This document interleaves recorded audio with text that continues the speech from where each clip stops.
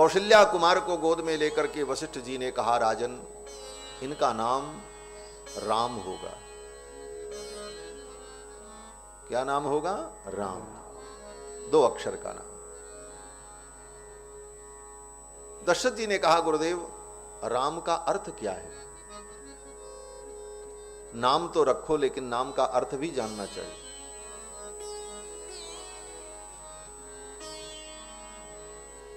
एक व्यक्ति मिले, उन्होंने अपने बेटे का नाम रखा था आमिष। 4 वर्ष का बच्चा आया, प्रणाम किया, हमने पूछा क्या नाम है? बोले आमिष। उनके बाप से हमने पूछा ये नाम तुमको कहाँ मिला? बोले गूगल में सर्च किया था, गूगल से ढूंढ करके रखा। हमने कहा इसीलिए तुम धोखे में हो गए। बोले क्यों, ये खराब है क्या? हमने कहा आमिष का अर्थ देखा, इसका मतलब क्या है? बोले नहीं, अर्थ तो हमने नहीं देखा। बोले आमिष का मतलब होता है मांस, इसीलिए मांसाहारी को कहा जाता है आमिष भोजी, और तुमने इसका नाम रख दिया आमिष। आमिष माने मांस, अर्थ पर भी विचार किया होता। बोले महाराज हमको बहुत अच्छा लगा, इसलिए हमने, नया शब्द था इसलिए हमने रख दिया। ऐसा नहीं होना चाहिए, नाम का अर्थ भी ज्ञात हो। एक सज्जन हमको मिले, ये सब सच्ची बात कह रहा हूं, ऐसा नहीं है कि कुछ बना करके कह रहे हैं, नहीं, ये सब सत्य घटना है। एक व्यक्ति मिले, उनका नाम विप्लव, और उनके पिताजी प्रोफेसर थे, नाम रखा बेटे का विप्लव। हमने कहा विप्लव का मतलब तो उपद्रव होता है, विप्लव मच गया। तो ऐसा नाम नहीं, नाम ऐसा हो जिसका कोई अर्थ हो और अच्छा अर्थ हो। अर्थ तो सभी शब्दों का होता है, लेकिन कोई अच्छा अर्थ होना चाहिए, सार्थक नाम होना चाहिए। तो गुरुजी ने जब नाम रखा, और नाम देखो गुरुजी रखते, जब गूगल से नाम रखोगे तो यही होगा, और गुरुजी नाम रखेंगे तो अच्छा नाम होगा, क्योंकि गुरुजी तो विचार करके रखेंगे। इसीलिए गोस्वामी तुलसीदास जी कहते हैं कि वशिष्ठ जी ने हृदय में जो विचारा था वो नाम रखा, वहीं वो चौपाई नामकरण प्रसंग। पढ़ो पूरा, पढ़िए, देखो हृदय विचारी, धरे नाम गुरु हृदय, धरे नाम गुरु हृदय विचारी, धरे नाम गुरु हृदय विचारी। वेद तत्तुलिप तव सुत चारी, वेद तत्व निप तव सुत चारी। धरे नाम गुरु हृदय विचारी, धरे नाम गुरु हृदय विचारी। जब गुरु जी नाम रखेंगे तो हृदय से विचार करके रखें। और गूगल, बोले गूगल विचार थोड़ी करता है, आप जो पूछो बता देता है। इसलिए नाम तो गुरुदेव के द्वारा होना चाहिए, और गुरुदेव के द्वारा नामकरण होता है तो शिष्य का उत्कर्ष बढ़ता है। इसलिए इस परंपरा का निर्वाह करना चाहिए। बच्चे का नामकरण हो तो गुरु को, पुरोहित को, किसी श्रेष्ठ संत महात्मा को बुला करके उनके द्वारा नामकरण संस्कार संपन्न कराना। गुरुदेव ने नाम रखा। दशरथ जी ने कहा, गुरुदेव राम का अर्थ क्या है? तो वशिष्ठ जी ने कहा, राम का मतलब सबको आनंद देने वाला, जो सबको रमण कराए, सबको आनंद प्रदान करे, उसको कहते हैं राम। जो आनंद सिंधु सुख राशि, सी करते त्रैलोक्य सुपासी, सो सुख धाम राम अस नामा। जो सबको आनंद प्रदान करते हैं, जो सुख के धाम हैं, उनका नाम राम होगा। इसके बाद कैकेयी जी के पुत्र को गोद में लिया और गुरुदेव ने कहा, इनका नाम भरत होगा। ज्येष्ठम रामम महात्मानम भरतम कैकेयी सुतम। कैकेयी के जो पुत्र हैं, इनका नाम भरत होगा। श्री दशरथ जी महाराज ने पूछा, गुरुदेव भरत का अर्थ क्या है? तो वशिष्ठ जी ने कहा, भरत का मतलब भरने वाला। भरतीति भरतः, जो भर दे उसका नाम भरत। सीधा सीधा अर्थ है, बहुत बुद्धि लगाने की जरूरत नहीं। भरतीति भरतः, जो भर दे उसका नाम भरत। क्या भर दे? आपका बैंक भर दे कि आपकी तिजोरी भर दे? तो कहते बैंक और तिजोरी भरने वाले ये भरत नहीं है। जो लोगों के हृदय को राम प्रेम से भर देंगे उनका नाम भरत है। भरत चरित कर नेम तुलसी जे, सादर सुनहि सी राम पद प्रेम अवसि होई भवरस बिरत। भरत जी के चरित्र की यही महिमा है। भरत जी के चरित्र का अगर चिंतन करो, भरत जी के चरित्र का अनुसंधान करो, तो आपका हृदय राम भक्ति से भर जाएगा। भरत जी आपके हृदय को राम भक्ति से भर देंगे, इसलिए इनका नाम भरत होगा। और फिर सुमित्रा जी के पुत्र को गोद में लिया और कहा इनका नाम लक्ष्मण होगा। सौमित्रिम लक्ष्मणमिति, ये सुमित्रा के जो पुत्र हैं इनका नाम लक्ष्मण होगा। दशरथ जी ने कहा लक्ष्मण का अर्थ क्या है? तो गुरुदेव ने कहा जिसके लक्षण बहुत अच्छे हों उसको कहते हैं लक्ष्मण। जिसके लक्षण बहुत अच्छे हों। बोले क्या लक्षण है इस बालक के? वशिष्ठ जी ने कहा इसके लक्षण बहुत अच्छे हैं। इतने अच्छे लक्षण हैं कि ये बड़ा होकर के अपने ज्येष्ठ भ्राता का अनुगामी बनेगा और उनका परम सेवक बनेगा, और अपने ज्येष्ठ भ्राता राम के चरणों में इसकी अगाध प्रीति होगी। लक्षण धाम राम प्रिय, सकल जगत आधार, गुरु वशिष्ठ तेहि राखा, लक्ष्मण नाम उदार। गुरु जी ने कहा इनका नाम लक्ष्मण होगा। और लक्ष्मण का एक दूसरा अर्थ और भी है। लक्ष्मण का मतलब लक्ष्य मन। जिसने अपने मन को अपने लक्ष्य में लगा दिया उसी का नाम लक्ष्मण। लक्ष्य कौन है? बोले जीव मात्र के लक्ष्य भगवान है।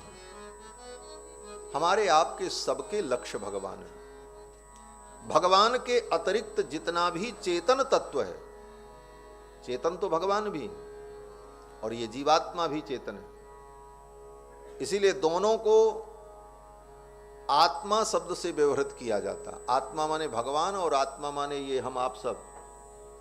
फिर अंतर कैसे समझ में आवे कि भगवान और बाकी? तो उसमें विशेषण लगा दिया। क्या विशेषण? बोले परमात्मा। आत्मा तो वो भी है, लेकिन परमात्मा, परमात्मा, परम माने श्रेष्ठ। जो श्रेष्ठ आत्मा है वो तो परमात्मा है, परमात्मा। और उसके अतिरिक्त जो है वो सब आत्मा है। तो परमात्मा भी चेतन है और हम आप भी चेतन हैं। अब परमात्मा के अतिरिक्त जितने चेतन तत्व हैं, जीव तत्व, इन सब का एक ही लक्ष्य है, परमात्मा। वो परम चेतन तत्व। क्यों? बोले हम उसी के अंश हैं और अंश सदा अपने अंशी को ही लक्ष्य बनाता है। गीता में भगवान ने कहा कि ममैवांशो जीवलोके जीवभूतः सनातनः। ये जीव मेरा अंश है और सनातन है। जब से भगवान है तब से हम आप हैं। ऐसा नहीं है कि हम आप आज कल से। जब से भगवान हैं अनंत काल से, तब से हम आप भी सनातन हैं। और केवल हम आप ही सनातन नहीं है, भगवान भी सनातन है। अब कोई पूछे भगवान कब से हैं, तो अगर कोई कह दे कि भगवान तब से हैं तो प्रश्न खड़ा हो जाएगा, फिर उसके पहले भगवान नहीं थे? फिर जब भगवान नहीं थे तो दुनिया कैसे थी? तो भगवान कब से हैं? बोले सदा से हैं। अब दूसरा प्रश्न, हम आप जो जीवात्मा हैं, हम आप कब से हैं? बोले हम आप भी तब से हैं। बोले कब से? बोले जब से भगवान है तब से। हम आप भी सनातन हैं। जो सदा रहता है उसी का नाम सनातन है। तो भगवान भी सनातन है, ये जीवात्मा भी सनातन है और ये भगवान की माया, बोले भगवान की माया भी सनातन है, ये अनादिकाल से। ये सृष्टि, बोले ये सृष्टि भी सनातन है। वेद, बोले वेद भगवान का श्वास है, भगवान की वाणी है, बोले वो वेद, बोले वेद भी सनातन है, क्योंकि भगवान सनातन तो भगवान की वाणी भी सनातन। इसीलिए हमारे यहां सब कुछ सनातन है, इसीलिए इसका नाम सनातन धर्म है। सनातन धर्म इसीलिए कहा जाता है, सब कुछ सनातन।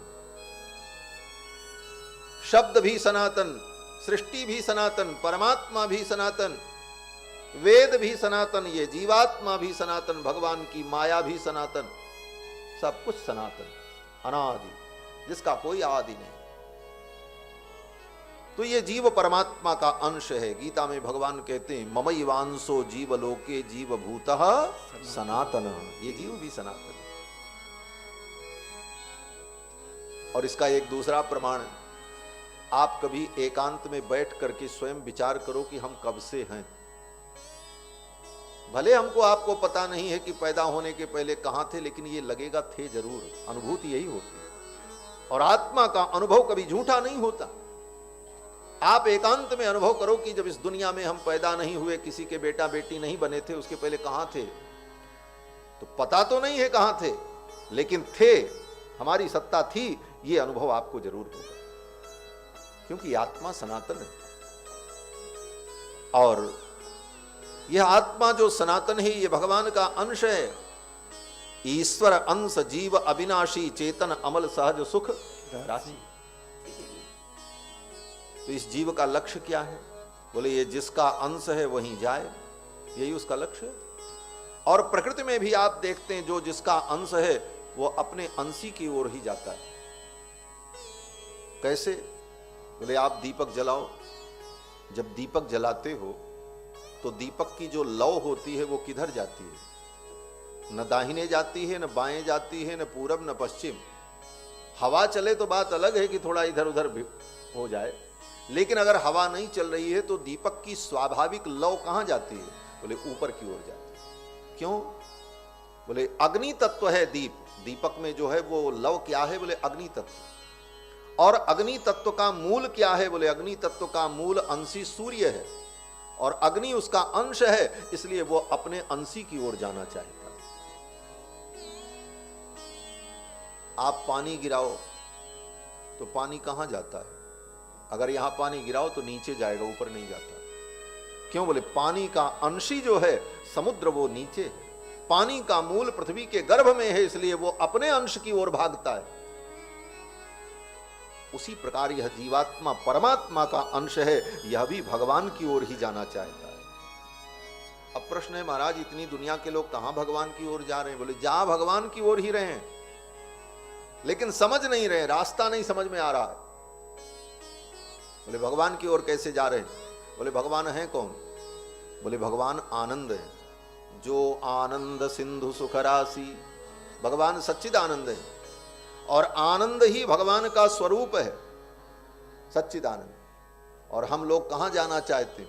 क्या ढूंढ रहे हैं जीवन में? बोले सब व्यक्ति आनंद ही तो ढूंढ रहा है। एक मूर्ख से पूछो कि तुम क्या चाहते हो, तो कहेगा आनंद। एक पढ़े लिखे से पूछो तुम क्या चाहते हो, बोले आनंद।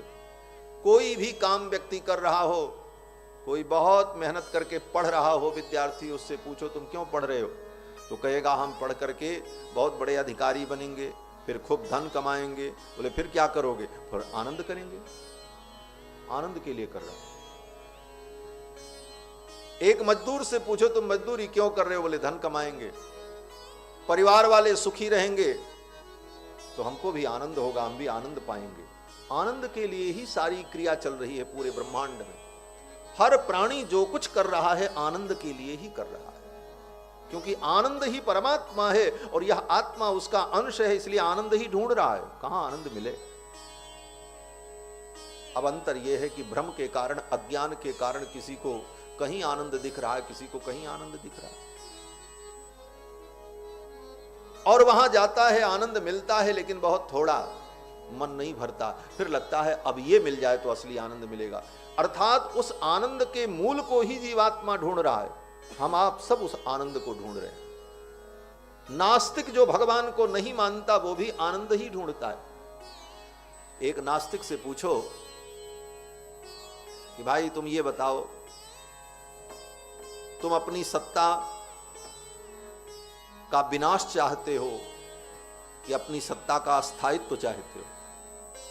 तो नास्तिक कहेगा हमारा बस चले तो हम अपनी सत्ता का सदा अस्थायित्व ही चाहते हैं, मेरी सत्ता बनी रहे। इसका मतलब तुम सत्य को चाहते हो। किसी नास्तिक से पूछो कि भाई तुम कितने प्रतिशत मूर्ख रहना चाहते हो? तो नास्तिक कहेगा हमारा बस चले तो हम मूर्ख नहीं रहना चाहते, सब ज्ञान हम जानना चाहते, सब कुछ ज्ञान हमको। ज्ञान से किसको परेशानी होगी भाई? हर व्यक्ति चाहता है हम सब कुछ जाने, नहीं जान पाता, अलग बात। तो नास्तिक भी कहेगा हम संपूर्ण ज्ञान चाहते हैं, और संपूर्ण ज्ञान का नाम ही चित्त है। संपूर्ण सत्ता का नाम सत है और संपूर्ण ज्ञान का नाम चित्त है। तो नास्तिक भी सत और चित्त को चाहता है, अपनी सत्ता चाहता है, ज्ञान चाहता है। और उस नास्तिक से अगर पूछो कि भाई ये बताओ तुम किस प्रकार से कितनी मात्रा में दुख भोगना चाहते हो, तो नास्तिक भी कहेगा हमारा बस चले तो हम दुख नहीं चाहते, हम तो आनंद ही चाहते हैं। वो भी आनंद चाहते हैं। तो सतचित आनंद, सत्ता, ज्ञान और आनंद, अनंत सत्ता, अनंत ज्ञान और अनंत आनंद, यही परमात्मा का स्वरूप है। इसी को कहते हैं सतचित आनंद, सच्चिद आनंद। सच्चिदानंद रूपाय विश्वोत्पत्त्यादि हेतवे तापत्रय विनाशाय श्री कृष्णाय वयम नुमः। तो सच्चिदानंद को तो नास्तिक भी चाहता है, सब उस आनंद को ही चाहते हैं, सच्चिदानंद को, क्योंकि हम उसी के अंश हैं। और जब तक वहां नहीं पहुंचेंगे तब तक शांति नहीं मिलेगी। जल को तब तक शांति नहीं मिलती जब तक वो अपने मूल में नहीं पहुंच जाता है। जल को शांति कब मिलती? बोले जल यहां आप गिराओ, नाली में बह करके जाएगा, नाली से बह करके वो बहता रहेगा, रुकेगा नहीं। नाली से बह करके नाले में जाएगा, नाले से नहर में जाएगा, नहर से नदी में जाएगा, नदी से बह करके जब समुद्र में जाएगा तब स्थिर होगा। तब तक वो शांति नहीं है उसे। क्यों? बोले अपने अंश को जब तक पाएगा नहीं तब तक वो शांत नहीं है। बोले महाराज नदी में बह करके नहीं गया, यहीं गड्ढे में ही पानी रह गया, बोले तब भी वो शांत नहीं रहेगा। वो शुष्क होकर के बाष्प बन करके बादल में जाएगा और फिर वो बरसेगा और बरस करके फिर किसी नदी में जाएगा और बह करके पहुंचना समुद्र में ही। यही जीव का स्वरूप है।